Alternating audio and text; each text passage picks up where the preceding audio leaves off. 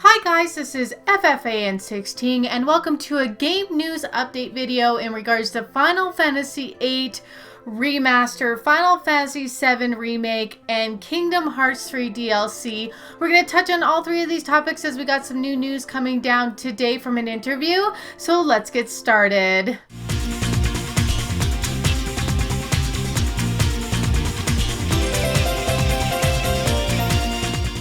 The first bit of gaming news we're going to jump into here, guys, is about the Final Fantasy VIII Remaster. We got some more details in an interview that was done, I believe, today. This is from the PlayStation Lifestyle website, dated for today's date.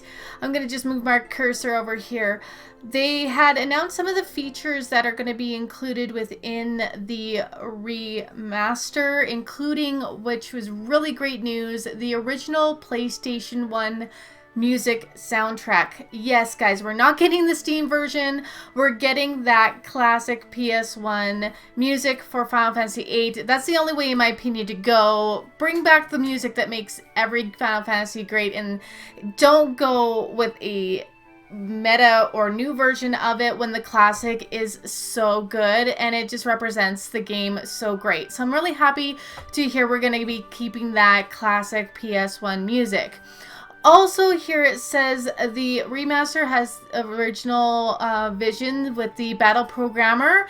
They have also the character model designer and Nomura working on it. So we've got the original crew here, guys, which is really great because when you're doing a remaster, you want to keep the same aesthetics, you want to keep the same feel, but bring up the scale and tighten up some of the stuff that's really loose in the game that could use some tweaking. The character refinement quality is the result of having the original staff working on it. I can totally see that. They're going to keep it authentic. Yeah, you can see the character models' faces are slightly different, but they're working with better graphical equipment than they did back on the PS1, so expect some slight character differences from the original game. Battle systems will be implemented. Okay, this is these extra features that we saw in like the remasters of 7, 9, and 10. Probably speeding up battle. We're probably looking at a fast mode for travel. Maybe an increase to get maximum items, maximum health, stuff like that. We just really don't know. They're just saying that yes, something like that will be here as well. Here's something that's interesting. The Chocobo World will not be included. This Chocobo World was a little pocket handheld plug-in for the PS1 back in the day when it was released, and it really only came to Japan. We didn't see it here out in the West. So when they re-released this game for the Steam version, they included the Chocobo World extra gameplay in it. This will not be coming with the remaster, but instead the items you could only get from it will be available through Rinoa's special ability. I'm personally not familiar with what these items are, as I myself have never played the little pocket edition and never played the Steam version. So this will be something new for me to experience in the game. Even though the world's not there, these new items and abilities will be, so I'll be looking forward to experiencing that. Final Fantasy was the first work that we've used motion capture on. So back in the PS1 days, one of the first motion capture video games, but of course that technology was new back then, guys. At the time we didn't know how things worked, so we made the actors use heavy guns. You know, that was safe. Good job, Square Enix. Yeah. Or should I say Squaresoft at the time. Looking back now, I get cold sweats thinking about the worst case scenario accidents that could have happened. Live heavy guns, great props right there. Final Fantasy VIII has had its share of influences in Hollywood entertainment. It is a great screen shown in Hollywood movies, or an offer we get last year for a major video game related film that wanted to use the gunblade. So it's still influential is what they're saying. Final Fantasy VIII hasn't really been gone. It's just been behind the scenes, ever sought for but never in the limelight. So this is exciting. It's 20 years from the making of Final Fantasy VIII, and we're finally getting this beautiful remaster. The company that is working with Square Enix is Damanu, and I do apologize if I say the name wrong. They did tweet that for 20 years after Final Fantasy VIII's original release, we're proud and honored to team up with Square Enix for its remaster version that will hit PC, PS4, and Xbox One and Nintendo Switch this year. These, I believe, are the same guys who remastered 9 and 7 for the PS4 and the Switch, and of course the Xbox, and looking forward to seeing what they do with the original crew who made Final Fantasy VIII in this beautiful remaster. So let's head on to our next story in regards to Final Fantasy VII-R, also done with an interview with Nomura today. Some more details about the game, about Midgard, and about the Honeybee Inn. Let's check that out. So right here we're looking at Gametsu's website, and they go into the Final Fantasy VII Remake. Tetsuya Nomura confirms Honeybee Inn, cross-dressing event, new events, dialogue options, and enemies. Sounds like Midgard is going to be full of extra content, and that they're keeping the original storyline as best as they can, but with extra side quests and dialogue options to choose different paths while you're in Midgard. I believe it shouldn't have any hindrance to the main story, but allow you for those extra little content, side quests, maybe armor or items that you would normally not get if you just stuck to the main storyline. And of course on 2 Blu-ray discs, let's hope that there's a lot of side questing. Here we're going to get into the juicy details of this article. The Watchmen of Fate. Okay, so in the trailer, when Aerith touches Cloud, a black mist comes out of him and swarms around him. We now know these are now the Watchmen of Fate. These are new characters and are mysterious beings that appear before the party wherever you go. They seem to want to follow us, and I'm wondering if they're going to have a connection to the Ancients, considering the first time we see them is when Aerith touches Cloud. Cloud's got a lot of dark history due to his past. I won't say any spoilers here. And Aerith, for who she is, she's a Sentra, she's an Ancient, and with that, hopefully maybe manifest these to be following the party. So let's see what happens when a certain event in the game occurs and see if these Watchmen still follow us after that.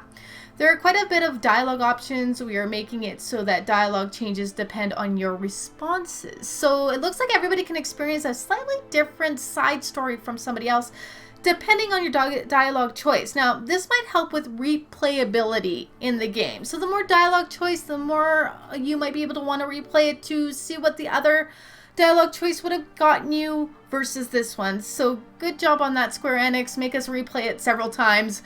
Always a win.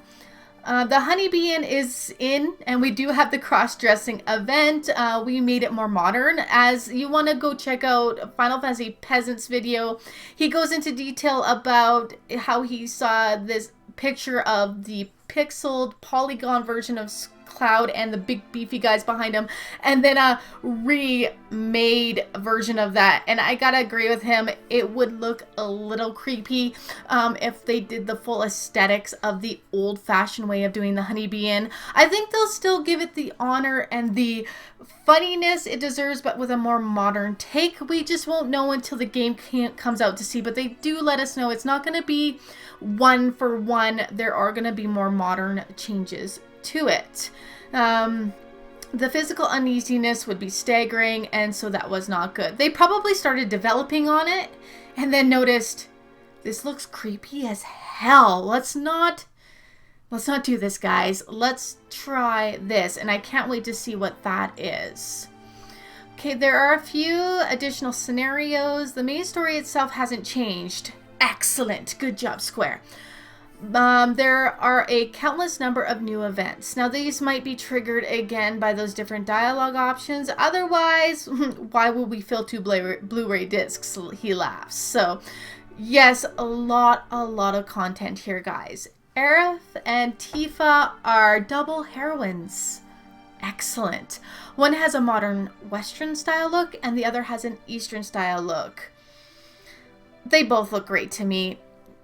Whatever way they wanted to go about it, Tifa's her strong go at it girl, and Aerith is that strong, independent, silent, but behind you 100% kind of girl. So they're both great. They both will help counteract Cloud in his moody facade he likes to have. That's my opinion on it. We wanted Tifa to have the abs, they said, so they had to make an athletic body type. This is to address Tifa's jubilees not being as voluptuous as they were in her polygon form. Honestly, I think her proportions in the new version of the game look great. She still looks like she's bigger than most girls, but she doesn't look like those tatas will get in the way when it's time to get serious in a battle. And really, she's wearing tight-fitting, sports-like outfit, so I'm sure when she gets into a beautiful dress, her full curves will come out and please everybody. She's a beautiful lady, and she's got the moves to prove it. So I'm not angry with it or upset. Yeah, I'm a girl, but I still appreciate a good body type when I see it. So I think they did a really great job on her body type to show that she's a fighter, she's a pugilist, she's gotta be fit to go. So she looks great for that kind of role. With the emphasis on immersion and exhilaration, you can fight without stress, though, through the use of shortcuts. So I'm guessing these are like fast battle, stuff like that. You can open up your command menu. Time slows down. We saw this in the trailer. This looks absolutely amazing. You got both the ATB aspects of wait time commands with active time commands being your button presses. So you got your live action Kingdom Hearts-ness. You go, hit that button, but then you slow time down by bringing out your menu system. I like this better than what they did for 15. With 15, to bring up my menu system, it actually just froze time. Like, just time stop, but only for a short period of time. And if you didn't make your choice quickly enough, time would start at real time again. Where with the trailer for 7, it looks like it goes to almost like a slow motion capture. And you can look like you could do kind of like a Matrix 360 view around what is going on and best assess the situation. Use your finishing moves, use your items, determine what your ATB action is going to be. I can't wait to play that mechanic. I'm super excited for that. Each player character has a different enemy affinity. Yes, we're going back to kind of like a Final Fantasy X aesthetic where Auron hit the enemies with a heavy physical defense. Lulu was good against elemental types. Waka was good against flyers. And then you had Titus, who was a bit quicker at the more agile enemies. So you want to pick your battle type with your party. If you're going to be in an area with a lot of aerials, you probably want Barret. If you're going to have somebody who's got a big defense, maybe Cloud. So look, it'll be interesting to play the party types and see what best fits what situation in the game. Come to think of it, if we're going to be in Midgard for the majority, well, if not the whole first part of the Final Fantasy VII-R that's going to be released, we're not going to get Yuffie, so or Vincent. It will be something that will be for me lacking in that first gameplay. I'd really like to get a feel for Yuffie and Vincent, but they're probably not going to be there until the second or third part comes out, depending on how huge they make the rest of these parts. An item is required for MP recovery, so we're going back to ethers. We're not going to have just pre-generated MP if you sit and wait. We're going back to that old school Final Fantasy, which is great. For the sake of level design, we're preparing a few new enemies where necessary, which is very understandable. Where the Midgard's going to be more explorable. They're going to want more enemy types than just whatever's in the sewers, the guards, the Shinra officers, and whatever was in the train station, you know, the big house dude that like scared everybody. We need more enemies, so that'd be great to see what kind of new enemies are introduced and if we'll recognize them from older or newer Final Fantasy games. So this is the news that has come down today for the Final Fantasy VII Remake. What are your guys' feels on this and the Final Fantasy VIII stuff? I'm going to jump over to talking about the Kingdom Hearts DLC. It's very little and be very quick, but if for these two stories, if you want to leave in the comments below what your thoughts and feels are, how you feeling about 8 and how you feeling about 7 at the moment, and then let's get into Kingdom Hearts right now. Alright guys, we're back at the PlayStation Lifestyle website. I really do like these guys. Their news is really nice to read and get information from. I will be leaving the link below for the 2 web sources I've used today for my information. If you want to go check them out, these are the articles I'm referring to in this video. Kingdom Hearts 3 Remind DLC will include extra boss battles. So this is again kind of like a final mix version, guys. What we would have seen in Kingdom Hearts 2 as a re-release of the game would be coming now as like DLC. So I kind of gonna get into the details. I do believe they say this will not affect the actual main story of the game, but add to it as extra post-game content. But let's just read to make sure here. As with all Kingdom Hearts, the upcoming Remind DLC for Kingdom Hearts 3 is a bit of an enigma. Of course, they like to keep as not as much out, so it's still going to be an interesting surprise when you do get it. They'll probably list the main aesthetics for it when you go to purchase it, of course, so you know what you're purchasing. Interestingly, the DLC will contain multiple parts. Now, this could be extra boss fights, extra playable characters. The most notable component is likely the new story content, which looks like to include some long-sought rivals. However, there will also be a gathering of limit cut bosses. So these might be like what you had in Kingdom Hearts 2 in the Datascape like area where you went and you did the data versions of the Organization 13's members, just extra harder bosses. That would be like there's not enough hard bosses in Kingdom Hearts 3 when you do critical mode. Like, anybody else die a billion times? I did. I'm still playing and I die a billion times. That critical mode is nuts. So like they said here, where the data bosses in Kingdom Hearts 2 Final Mix, so they're going to be something similar to that. Finally, there will be an additional secret episode and secret boss. So also stated here is that by Nomura himself said the extra scenario stuff will be a standalone content, so it shouldn't derail or hinder the story that has already been established in Kingdom Hearts 3. Unsurprisingly, players will be allowed to access it once they've, of course, completed it as post-game content. The trailer also promises to be able to play as Roxas, Riku, and Aqua. I'm wondering if this too is post-game content. The final boss gauntlet of the section. So this is at the Keyblade Graveyard that we're going to see this happen. Naturally, Nomura said and did mention the others when talking about additional playable characters, hinting that we might have more than the ones that they just listed. And a lot of people, and even in this article, are hoping that that's Kairi. I hope it's Kairi. I hope it's Axel as well. Those two really didn't get too much interaction or playability within Kingdom Hearts 3 itself, and I was hoping for a little bit more character development. If not, let me play as one of those suckers. I think it would be hella fun to play as Kairi. As the extra bosses, Nomura said the team is aimed to have a similar amount to the ones found in Kingdom Hearts 2 Final Mix, and that the narrative component of Remind, we still don't know what the boss will be. They really probably won't give us the secret boss because it's a secret boss, and especially with what they're planning for the extra boss content to be at the same volume as KH2, we're probably looking at harder versions of maybe those end fights, or maybe a secret boss being the Master of Masters. Anybody want to see that? Who wants to take on the Master of Masters? I'll take on the Master of Masters. He'll probably kick my butt, but I'll try it.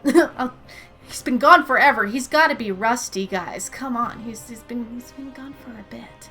We've been training longer, I think.